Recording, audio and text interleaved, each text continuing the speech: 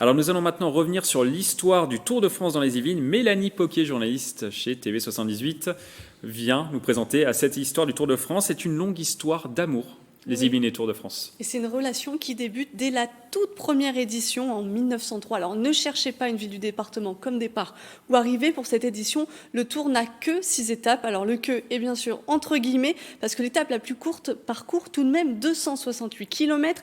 Mais celle qui nous intéresse, c'est la dernière, le 18 juillet. Les coureurs s'élancent de Nantes et le 19 juillet, ils se départageront sur les routes sinueuses de la vallée de Chevreuse. Et là, c'est Maurice Garin qui remporte et l'étape et l'épreuve.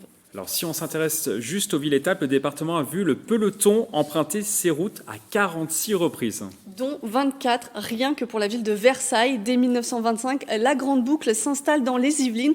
La première étape est donnée au Vésinet, ville qui deviendra départ réel de la course. Ensuite, de 1927 à 1939, Rambouillet l'accueillera à 4 reprises. Saint-Germain-en-Laye, où Mantes-la-Jolie complète le tableau. Et à noter qu'en 1986, c'est une agglomération qui voit arriver la deuxième étape de l'épreuve, une certaine Saint-Quentin en Yvelines. Et qui sera le départ de la dernière étape du Tour en 2023. Et oui, tout cela grâce à un partenariat signé entre ASO, l'organisateur de l'épreuve, et le département. Il est signé en mars 2019 et quelques mois plus tard, la 21e étape de la Grande Boucle s'est lancée de Rambouillet. Le maillot jaune était sur les épaules du Colombien Egan Bernal. Alors, le dernier Français à porter la tunique au départ d'une étape yvelinoise, c'est Laurent Fignon en 1989.